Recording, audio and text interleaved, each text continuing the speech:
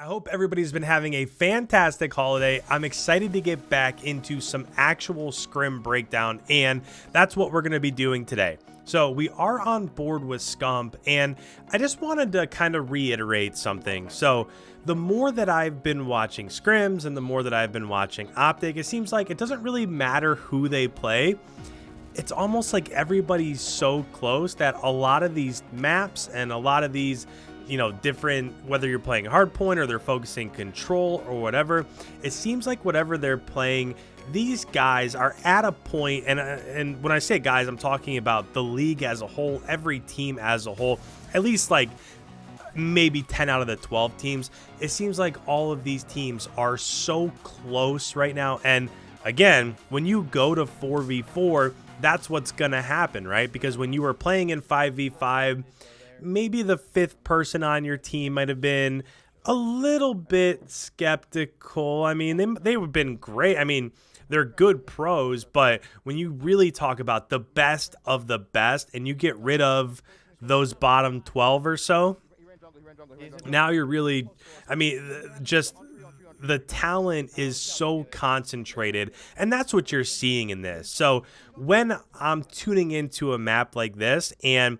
I see OpTic lose on Raid Hardpoint, a map and mode that they've been playing forever, it's really easy to overreact, right? It's really easy to just think, oh boy, here we go. They're losing and scrims aren't going their way. And like half of the maps they play, they're losing like 250 to 170 and it's just not going great. But what a lot of people don't realize is even a map that's like 250 to 170, if you take one rotation away, so again, hard points are worth 60 points, right? If you get the entirety of the time.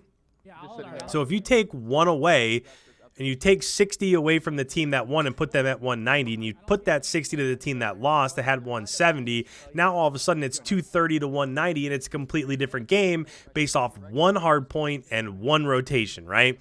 So I when you guys watch this, I don't want to put a ton of stock into this. And also the other things that, so if you watch, just whatever hard points against whatever team, whatever scrim, whatever you want to do, and you say, man, OpTic, of the 4 hard points, they were 1-3 against, we'll say the London Royal Ravens that they've played a couple times as of late.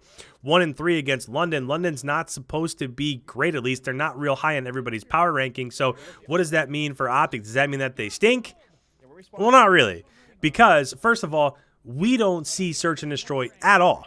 And when you're talking about 2 out of the 5 maps, that's 40% of a match is search and destroy.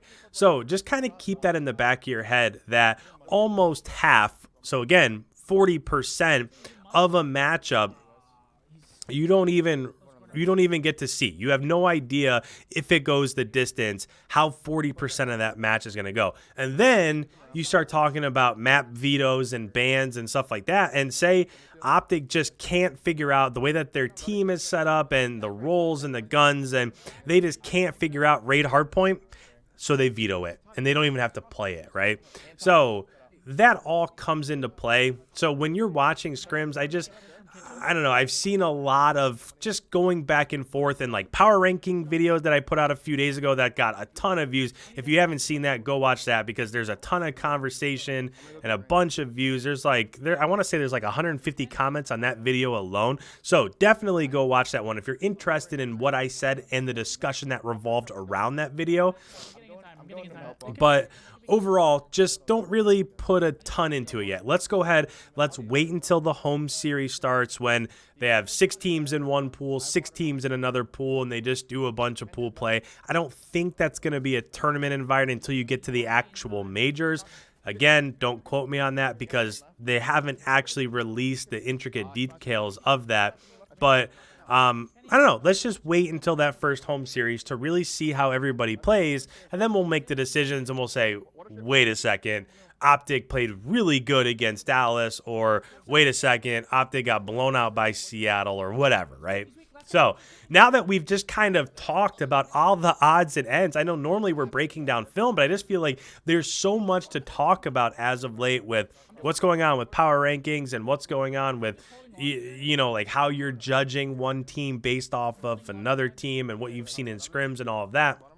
I just want to make sure that we're not overreacting. But as we go into this, where things really went wrong, if you're talking about the actual breakdown for this, is as it rotated towards P4. So 100 Thieves won the rotation for P4. P4 is absolutely a money hill. It's really like P2 inside of Kitchen is a fairly good one, but I say the biggest money hills, the ones that are hardest to break, are P3 and P4. And as it rotated over towards P4, 100 Thieves basically won all of that time. Then they were able to break and get inside of P5. And that's just how it goes, right? OpTic had all that time inside of P3. If you fail the rotations over towards Laundry as you're trying to flip out and gain that jungle spawn for P4, if you're not successful at that, then it is extremely hard to get in the front door of P4. It's just almost impossible with all of the head glitches that are inside of that P4 hardpoint. You know what? Let's go ahead. Let's pause this for the very first time, bring up our mini map and just show that. So as OpTic had spawns, they were inside of P3. We did an entire breakdown on this raid map. It was called Raid Hardpoint Revealed. If you haven't seen that, that came out, I think it was yesterday's video, so go check that one out. It goes way far in depth with each of these rotations. But as you're leaving P3, you want to go over here towards Laundry, because if you can get through Laundry and get back here to back forest or back jungle, you get this spawn. Now you have these beneficial spawns. There's headies up here that you can shoot down on anybody that might be inside a basketball court. So you just push down the back over here, you get this back spawn. That's how you control P4. If on your rotation from P3, you get over towards ring, you get over towards P1, and you end up dying, now all of a sudden you're spawning back by P3 and you're forced to hit pool and go through P4 from the front by Tiki. And this is just extremely hard to get through, right? If you're 100 Thieves, you have somebody set up on this heady. You might have somebody inside this room over here. You might have somebody in this corner. You probably have somebody over here at half wall to set up, shooting down on you as you try to run through. It's so hard to get to P4 if you don't win rotations, which is why we were calling that one of the money hills on this map. So that's kind of what we saw there, and that was the biggest difference, right? Because towards the end of P3, OpTic did have a little bit of a lead, went to P4, they lost rotations, and then 100 Thieves was able to chain that together inside of P5, and that's how they've built their lead. Now we're over towards P2, and you're seeing OpTic run through the middle again. So a couple things are chaining together here. But with that, best thing about scrims, I do want to go ahead and hear exactly what they're talking about. So let's go ahead and let's turn up the team comms and listen in as we're about to rotate from P2 to P3 on this second set of rotation here. Dead. Another one hill. Hill, Donnie weak, hill. I'm gonna push out money. He's challenging wood stairs. I'm gonna die. He's gonna hit through. TJ, first guy. I'll rotate. First guy back right. Donnie mid dead. I'm helping you. No. Yo, right up. We can tell this guy first. Close right, close right. He went back right. Back right hill, Kenny.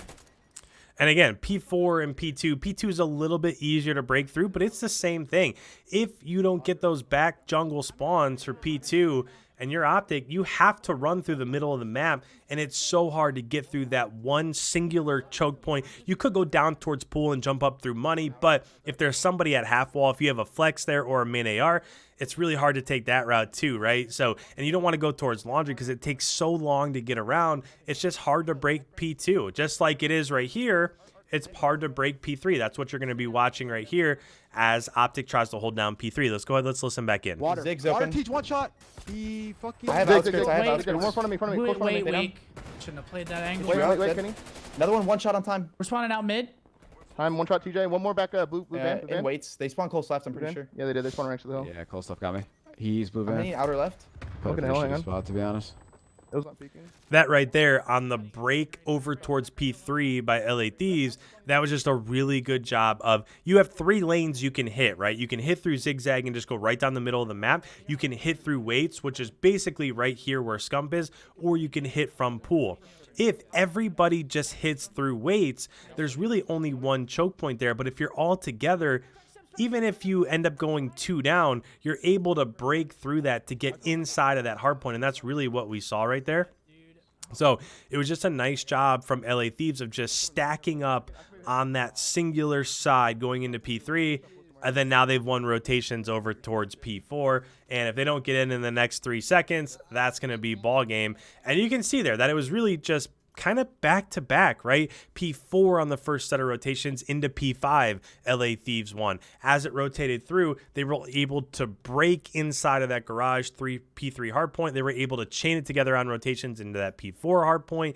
And if you do that enough times, that's how you end up winning maps, and subsequently, if you're OpTic, that's how you lose maps. So if you guys are new around here, you enjoy this sort of content, make sure you go ahead, hit that subscribe button, leave a like on this video as that really helps out the channel. With that, I hope everybody's having a fantastic holidays, enjoying the break, stay safe, stay warm.